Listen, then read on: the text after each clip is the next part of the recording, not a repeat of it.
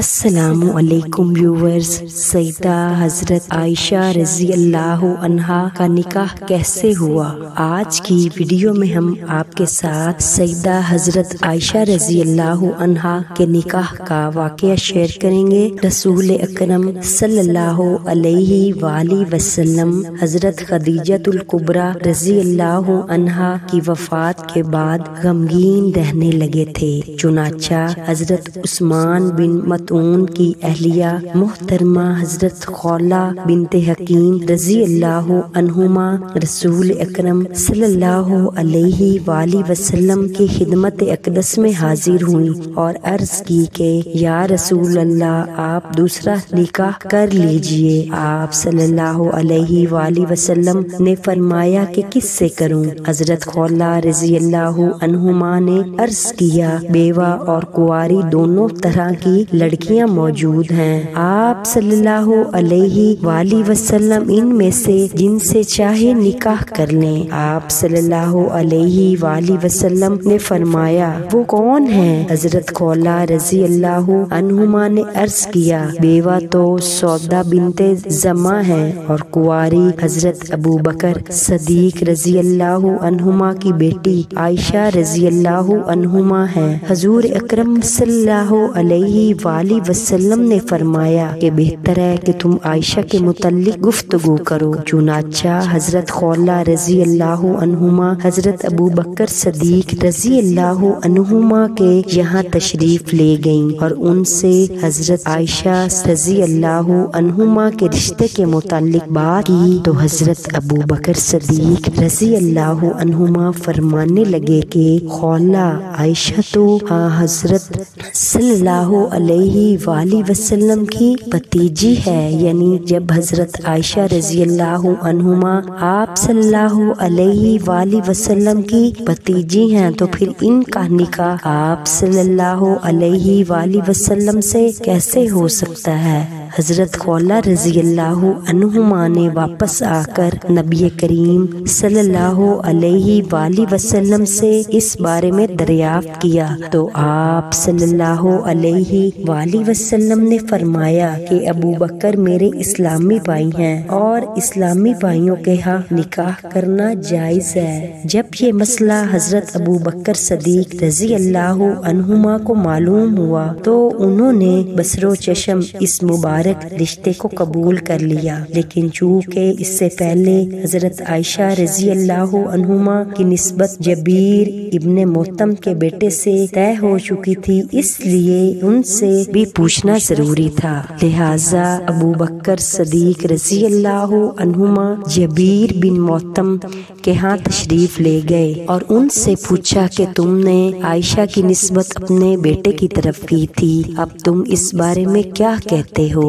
جبیر بن محتم کا گھرانہ ابھی تک مشرف با اسلام نہیں ہوا تھا، اس لیے ان کی بیوی بولی کہ اگر یہ لڑکی حضرت عائشہ رضی اللہ عنہما ہمارے گھر آ گئی تو ہمارا لڑکا بھی اپنے آباء و اجداد کے دین سے پھر جائے گا اور ہمیں کسی صورت بھی یہ بات منظور نہیں۔ حضرت ابو بکر صدیق رضی اللہ عنہما وہاں سے اٹھ کر اپنے گھر تشریف لے آئے اور خولہ رضی اللہ عنہما سے فرمایا کہ مجھے یہ رشتہ منظور ہے۔ رسول اکرم صلی اللہ علیہ وآلہ وسلم جس وقت چاہیں تشریف لے آئیں۔ چنانچہ حضرت صلی اللہ علیہ وآلہ وسلم تشریف لائے اور حضرت ابو بکر صدیق رضی اللہ عنہما نے نکاح پڑھایا اور مہر کی رقم 400 درہم مقرر ہوئی۔ حضرت امیر المومنین رضی اللہ عنہما کی مدینہ طیبہ ہجرت۔ حضرت عائشہ صدیقہ رضی اللہ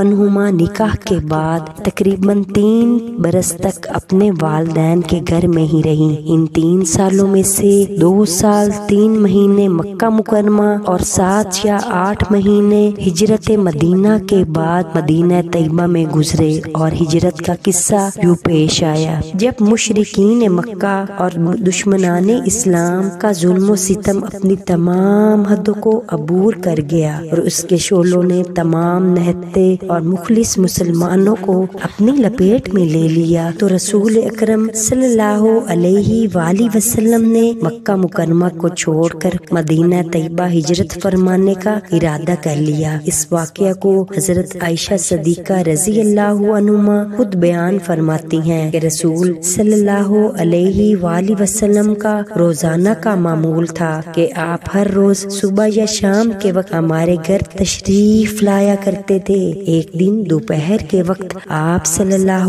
علیہ وآلہ وسلم چہرہ انور پر چادر لپیٹ کر خلاف معمول ہمارے گھر تشریف لائے۔ اس وقت حضرت ابو بکر صدیق رضی اللہ عنہما کے پاس حضرت عائشہ رضی اللہ عنہما اور حضرت اسماء رضی اللہ عنہما دونوں صاحبزادیاں تشریف فرما تھی۔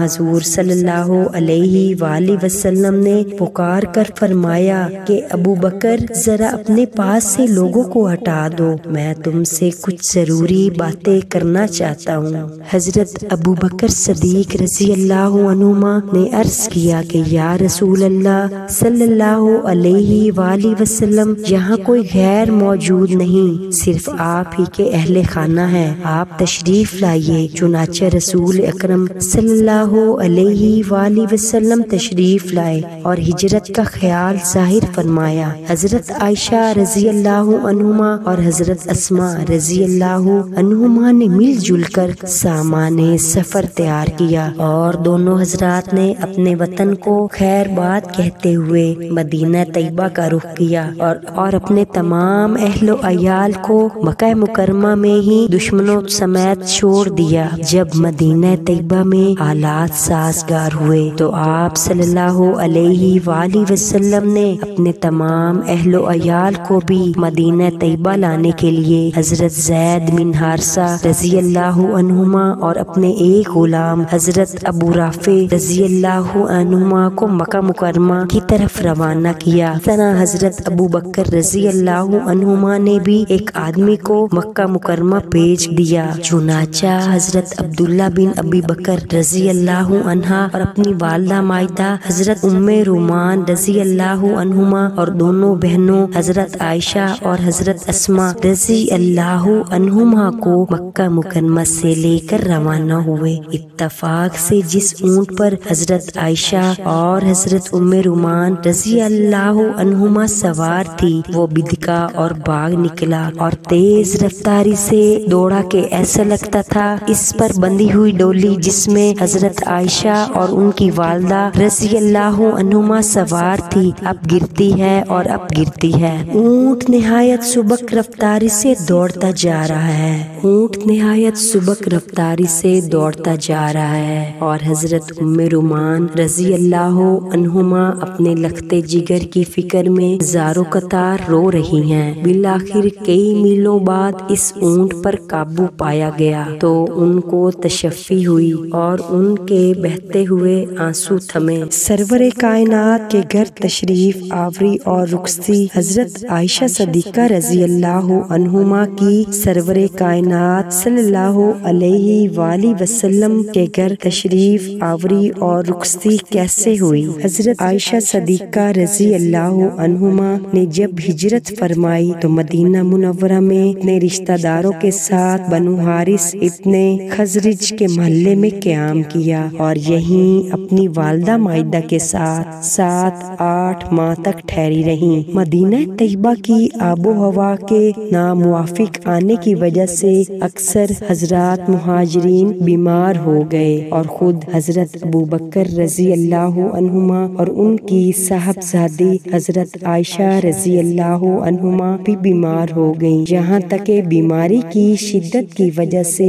حضرت عائشہ رضی اللہ عنہما کے تمام سر کے بال گر گئے۔ حضرت عائشہ رضی اللہ عنہما کی صحت یابی کے بعد حضرت ابو بکر صدیق رضی اللہ عنہما رسول اکرم صلی اللہ علیہ وآلہ وسلم کی خدمت میں حاضر ہوئے اور درخواست کی کہ یا رسول اللہ اب آپ اپنی بیوی کو اپنے گھر ہی کیوں نہیں بلوا لیتے؟ تو اس پر آپ صلی اللہ علیہ وآلہ وسلم نے فرمایا ابھی میرے پاس مہر ادا کرنے کے لیے رقم نہیں ہے۔ حضرت ابو بکر صدیق رضی اللہ عنہما نے درخواست کی کہ میری دولت قبول فرما لیجئے۔ چنانچہ رسول اکرم صلی اللہ علیہ وآلہ وسلم نے 12 اوقیہ اور 1 نش یعنی 100 روپے حضرت ابوبکر صدیق رضی اللہ عنہما سے قرض لے کر حضرت عائشہ رضی اللہ عنہما کے پاس بھجوا دیے۔ پھر انصار کی خواتین دلہن کو لینے حضرت ابوبکر رضی اللہ عنہما کے گھر آئیں۔ حضرت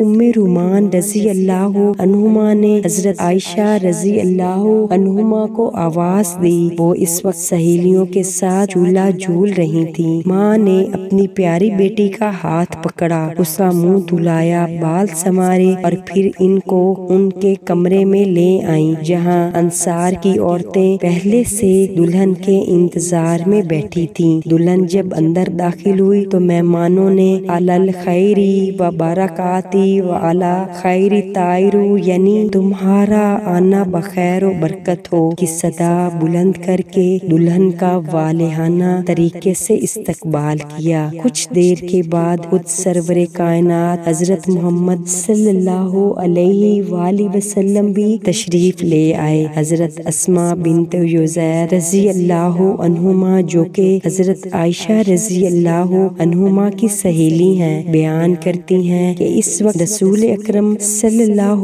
علیہ وآلہ وسلم کی خاطر مدارات اور مہمان نوازی کے لیے دودھ کے 1 پیالے کے علاوہ اور کچھ نہ تھا۔ چنانچہ وہی دودھ کا پیالہ آپ صلی اللہ علیہ وآلہ وسلم کی خدمت میں پیش کر دیا گیا تو رسول اکرم صلی اللہ علیہ وآلہ وسلم نے اسے قبول فرمایا اور اس میں سے تھوڑا سا دودھ پی کر اسے حضرت عائشہ رضی اللہ عنہما کی طرف بڑھایا تو وہ شرمانے لگیں۔ حضرت اسماء رضی اللہ عنہما بیان فرماتی ہیں کہ میں نے حضرت عائشہ رضی اللہ عنہما سے کہا کہ یہ رسول اکرم صلی اللہ علیہ وآلہ وسلم کا عطیہ ہے، اسے واپس نہ کر۔ چنانچہ انہوں نے شرماتے شرماتے پیالہ لے لیا اور تھوڑا سا دودھ پی کر رکھ دیا۔ آپ صلی اللہ علیہ وآلہ وسلم نے حضرت عائشہ صدیقہ رضی اللہ عنہما سے فرمایا کہ پیالہ اپنی سہیلیوں کو پینے کے لیے دے دو تو ہم نے عرض کیا یا رسول اللہ صلی اللہ علیہ وآلہ وسلم اس وقت خواہش نہیں ہے تو آپ صلی اللہ علیہ وآلہ وسلم نے فرمایا کہ جھوٹ نہ بولو کیونکہ ہر شخص کا ایک ایک جھوٹ لکھا جاتا ہے۔ جو سرور کائنات صلی اللہ علیہ وآلہ وسلم اور صدیقہ کائنات حضرت عائشہ صدیقہ رضی اللہ عنہما کے نکاح سے لے کر رخصتی کے تمام امور نہایت سادگی اور بے تکلفی سے انجام پائے۔ مجھے امید ہے کہ آج کی ویڈیو آپ کو پسند آئے۔ مجھے دعاؤں میں یاد رکھیے گا۔ اللہ حافظ۔